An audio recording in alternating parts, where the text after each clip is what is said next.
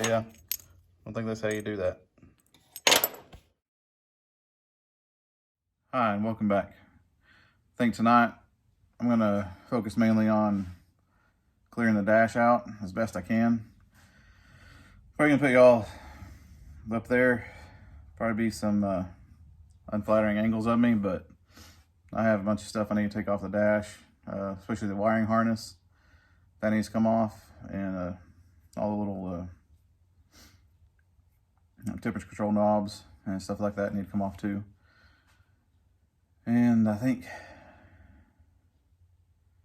yeah, the radio needs to come out. Anyways, I'll be mainly messing with all this stuff. Don't know if I can get even out myself, but we'll see what I can and cannot get out.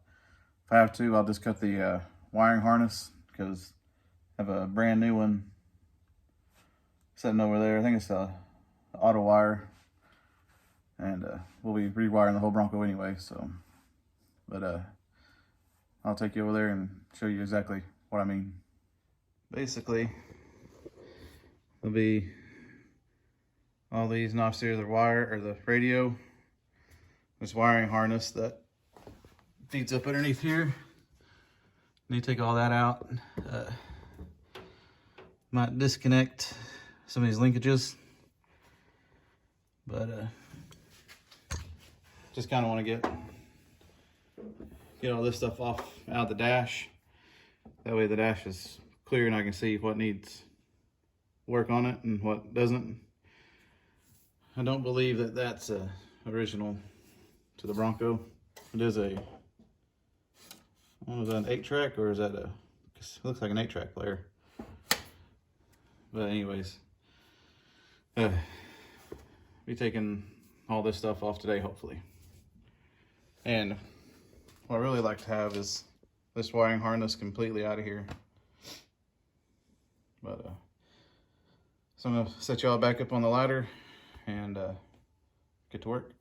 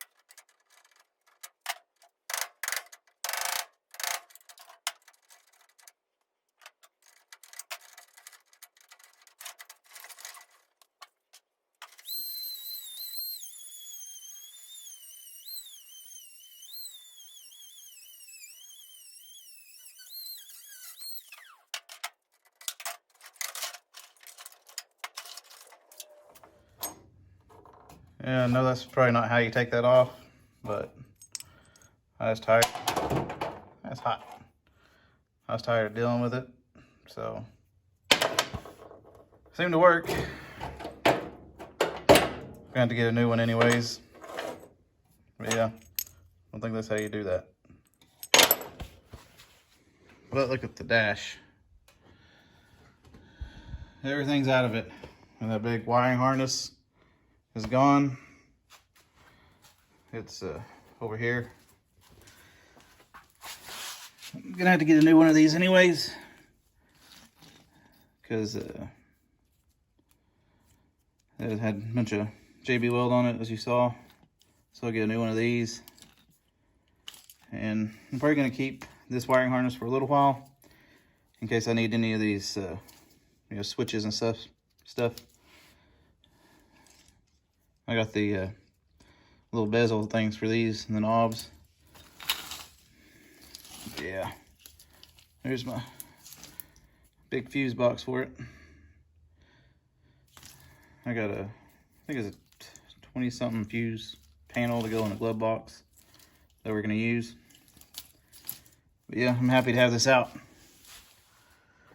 Let's go around to the passenger side. I think it looks pretty good. I'm pretty happy we got everything out. Well, except for, you can see a little bit of wires down there, but that's what the column. It's a lot of work. Still needs to be done underneath here.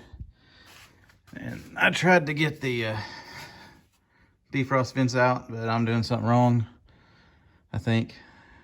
If y'all know how to get those out, please let me know. I took these screws out here. There's nothing right here, and the one in the middle I took out, and there's nothing on the other side, so I'm probably gonna break them anyways, taking them out because they're so brittle.